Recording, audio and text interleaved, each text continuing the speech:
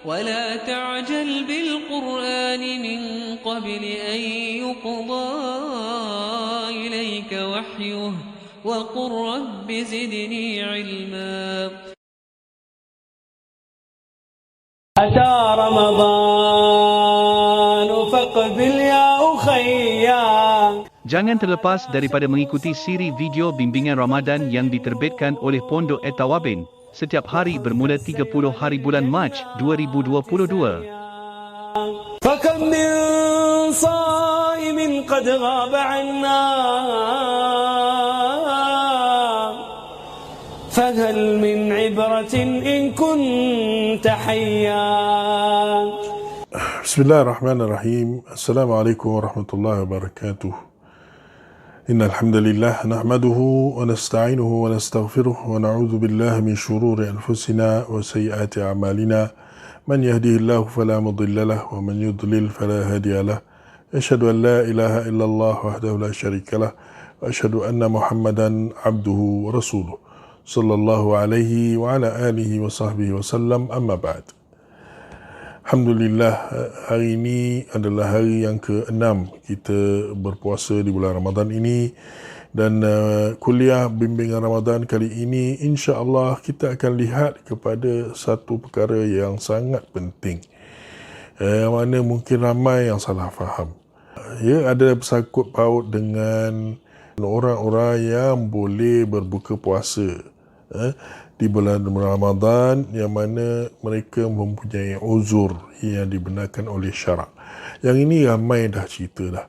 Kita tak perlu nak ulang perkara yang sama seperti yang disebutkan di rata-rata surau masjid semua, iaitu kita sebutkan sedikit beberapa, iaitu tentang orang yang musafir, mereka boleh berbuka puasa. Itu adalah uzur yang dibenarkan oleh syarak.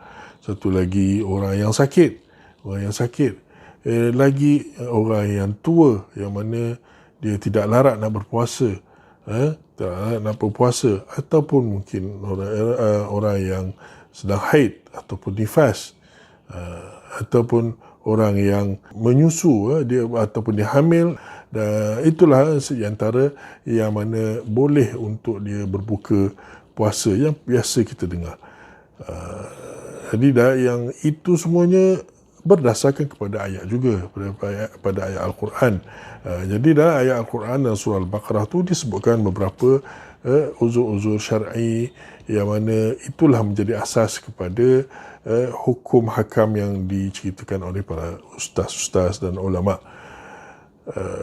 Tapi dalam ayat itu tidak disebutkan orang yang berbuka tanpa uzur.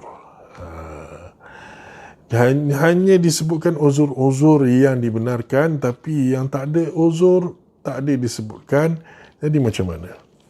Jadi sebenarnya orang yang tak disebutkan ini, mereka ini sebenarnya tak ada alasan langsung di sisi syarak. Tak diterima alasan mereka apa jua pun kalau mereka nak buka puasa itu. Jadi orang ini yang dikatakan sebagai orang yang berbuka puasa tanpa uzur yang dibenarkan syarak, ataupun tanpa uzur syar'i, itu maksudnya. Jadi orang yang macam ini, apakah dosa dia itu besar atau kecil, atau tak ada dosa? Seolah-olah orang anggapkan bahawa puasa ini adalah kita puasa, kalau kita tak nak, kita nak buka, kita bukalah, dan kita akan ganti pada hari lain di luar Ramadan. Itu anggapannya. Tetapi sebenarnya hakikatnya lah, siapa yang tak nak berpuasa, nak buka puasa dengan sengaja tanpa alasan di dalam bulan Ramadan, yang mana orang lain semua berpuasa, masa tu dia tak nak puasa, maka di luar bulan Ramadan lagi-lagilah susah bagi dia nak berpuasa, sedangkan orang lain semua tak puasa. Kan? Jadi memang mustahil lah, ataupun dekat-dekat mustahil lah orang yang macam ni dia akan mengganti puasa dia. Jadi itu satu hal. Tapi kita nak cerita sekarang ni tentang besar ke kecil dia punya dosa ni, ataupun tak ada dosa, macam mana? sebenarnya dia ada dosa, sebab ianya adalah tidak ada izin, dia tanpa izin, tanpa alasan yang dibenarkan oleh syarak, maka dia adalah satu perbuatan zalim. Dia perbuatan zalim, tapi besar atau kecil, jom kita tengok satu kitab ni. Kitab ini yang ditulis oleh Dr. Zulkifli Muhammad Al-Bakri, iaitu bernama Ramadan Al-Mubarak, Fadilat dan Hukum Puasa. Jadi dalam ini dia ada satu bab nombor 5, bab nombor 5 yang mana dia menceritakan tentang, kita baca dia punya tajuk. Tajuk dia katanya, ancaman kepada yang tidak berpuasa Ramadan tanpa uzur, tanpa alasan lah tu. Ancaman. Baik, di sini dia kata, kita baca sikit. Terdapat banyak dalil yang memberi amaran keras kepada mereka yang sewenang-wenangnya berbuka puasa tanpa uzur syar'i. Itu kita dah cakap tadi. Jadi justru dia kata sini, kita lompat sikit, justru dinyatakan di sini beberapa nas berkenaan hal tersebut. Kemudian disebutkan beberapa hadis lah, yang ini kita tak baca, sebab kita nak lihat daripada apa yang dia kata tentang orang yang berbuka tanpa uzur ini. Dia kata kat sini, berdasarkan 2 hadis di atas, jelas menunjukkan betapa Islam memandang prihatin berhubung pelaksanaan ibadat puasa Ramadan. Bahkan ia dianggap salah satu paksi dan rukun Islam yang mesti ditegakkan dalam kehidupan seharian umat Islam. Dia kata gitu. Itu maknanya puasa ni penting sangat dalam Islam. Dia adalah rukun. Kita pun tahu juga, dah sebut sebelum ni juga kan. Ramai kita dah selalu dengar ini. Lepas tu dia kata, penulis menukilkan ketegasan Imam Az-Zahabi yang berkata, dengar ni. Di sisi semua orang Islam telah mengakui dan mengiyakan bahawa sesiapa yang meninggalkan puasa Ramadan pada siang harinya tanpa sebarang keuzuran, sebenarnya orang tersebut lebih jahat daripada penzina dan peminum arak. Dengar balik sekali. Sebenarnya orang tersebut lebih jahat daripada penzina dan peminum arak. Allahu Akbar. Nampak tu? Dosa besar tu. Kita selalu tengok orang minum arak, kita rasa keji ni. Ataupun orang berzina, kita kata keji ni. Memang keji pun.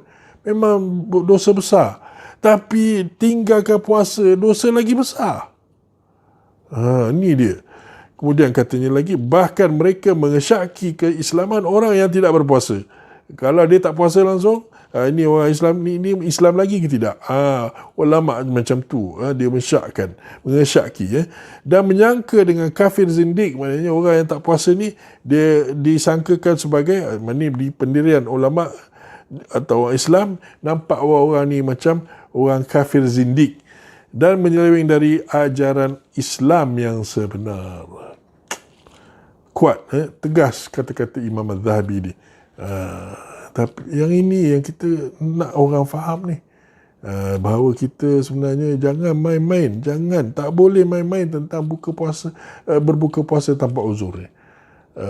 Saya nak suka hati, bukalah puasa. Walaupun sikit je alasan ni, buka puasa. Tak boleh. Berdasarkan hadis di atas, jelas menunjukkan betapa meninggalkan puasa Ramadan tanpa uzur merupakan dosa besar yang tidak mungkin dapat diganti dengan qada dari sudut nilaiannya. Tak boleh nak ganti kita puasa sepanjang tahun pun sampai akhir hayat, tak boleh nak ganti satu hari yang kita tinggalkan puasa tu. Walaupun ada hadis yang menyatakan begitu, tapi hadis tu tak sahih. Tapi begitulah pandangan ulama terhadap orang yang meninggalkan puasa dengan sengaja. Dan ada disebutkan juga tentang orang yang meninggalkan puasa ini dalam kitab Fiqh al-Manhaji, bahawa kalau dia ada dua keadaan, dia kata ke sini, oleh itu sesiapa yang mengingkari kewajipannya, maknanya dia ingkar akan kewajipan puasa itu pada orang Islam, maka akan menjadi kafir. Dia ingkar kewajipan, dia kata tak wajib, kafir dia. Dan disuruh bertaubat sebagaimana orang murtad. Tu dia.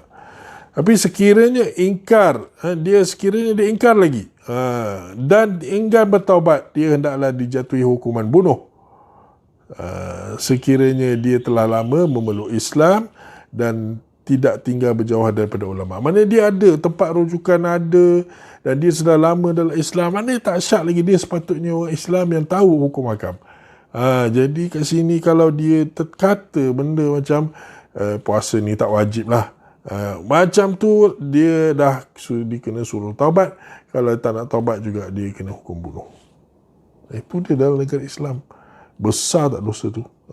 Besar tu. Lepas tu katanya lagi, sesiapa yang tidak berpuasa tanpa mengingkari kewajipannya, dia menjadi fasik. Jadi pemerintah wajib memenjarakannya dan menghalang dia daripada makan dan minum pada waktu siang supaya dia berpuasa, walaupun sekalipun secara zahirnya sahaja, sebab dia dah buka, lepas tu kena tangkap, dia masuk dalam jail, tapi dia kena tahan juga, tak boleh nak makannya sampailah habis waktu sampai maghrib, barulah dia boleh dibenarkan makan. Macam tu keadaannya, maknanya kena paksa. Allahu Akbar. Itulah dalam